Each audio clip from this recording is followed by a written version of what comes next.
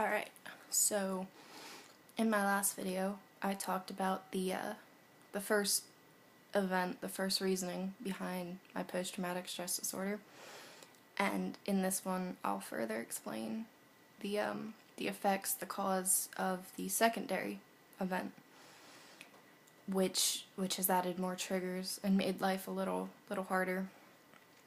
When I was 19, my ex-boyfriend at the time sexually assaulted me, and it was, for a while I didn't even know what had happened was rape, because at the time I thought it was my fault. But as I learned, it is never the victim's fault. And so coping with that now, it's both harder and easier, because at the same time I know it's not my fault, but on the second hand it makes it that much more real. But that's not all of what had happened with him.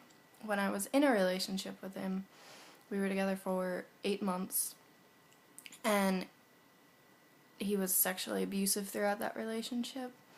It got progressively worse, where towards the end of it, it was me waking up in the morning and finding him performing sexual acts on me that I had not consented to, which was not okay. And I told him on many occasions, stop, I don't want to do this, I don't want you doing this to me. And then of course those would always turn into him, I just want to make you happy, and then sharp turned into, well, I did that for you, do this to me.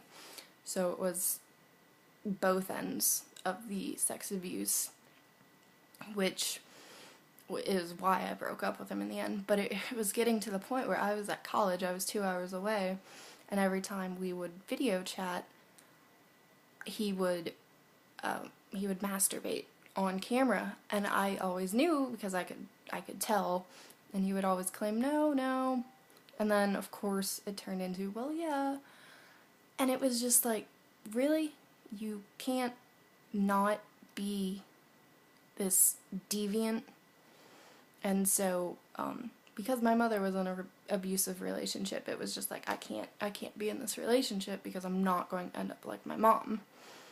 So that's really the gist of it. Our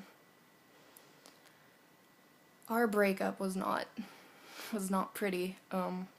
Granted, I did it over Facebook, but I do not regret that decision. I stand by it, just because I didn't know when I was going to see him face to face again. I couldn't talk to him on the phone because I wasn't going to deal with his crying. I was just done at that point.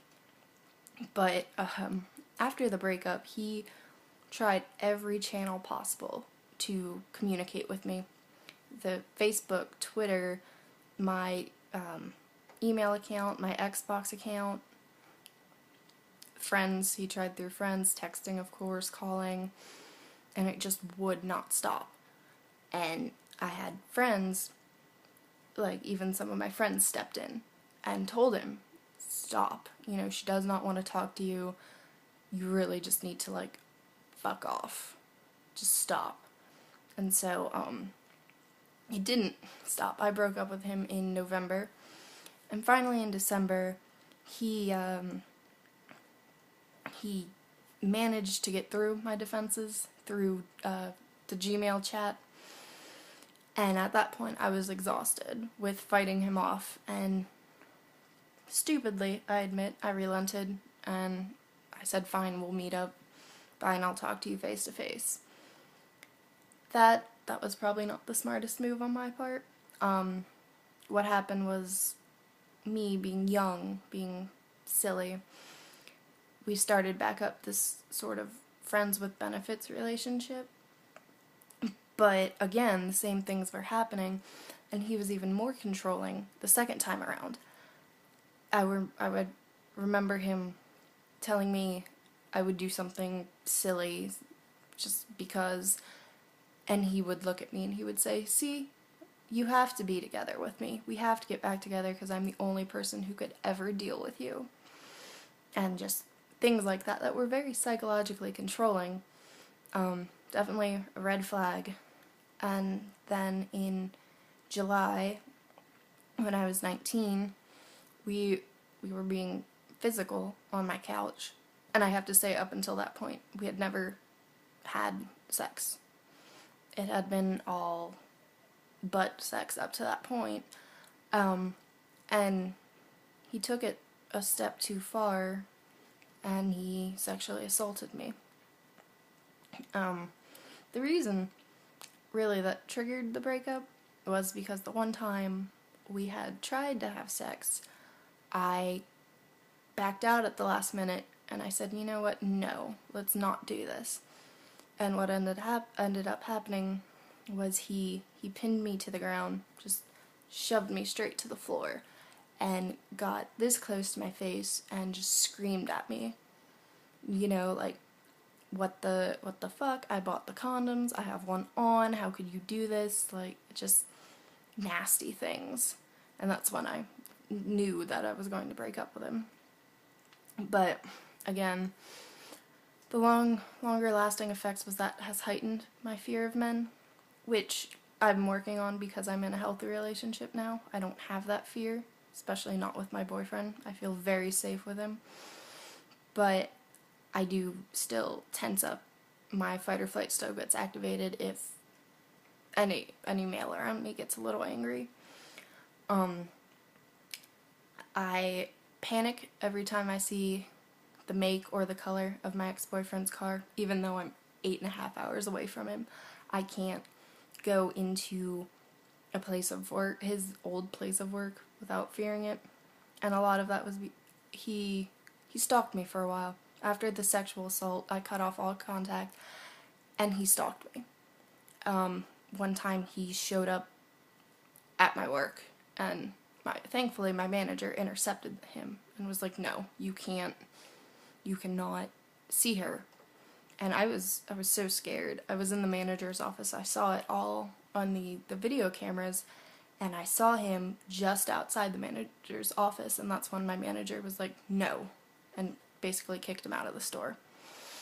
So I end up still seeing him in the faces of the students around me, and it gets very frustrating at times. But again, I can't go into certain stores, I can't look at certain people, look at certain cars. The startling. It has also made me very paranoid, where there are days, especially after I have a nightmare, he shows up in my nightmares a lot, can't run away from him, those sort of nightmares, and it just makes me very paranoid that he's going to pop out, because he faked a number once and tried to contact me that way. So if he's willing to do that, you know, what isn't he willing to do? So that has set up a lot more triggers.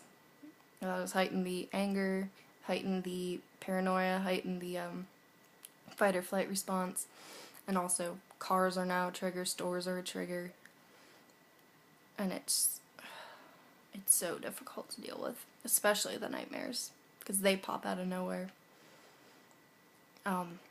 So that's basically it for the causes behind my PTSD. I'm sure I'll talk about it more as it progresses, because the triggers just don't stop. But just wanted to further explain those.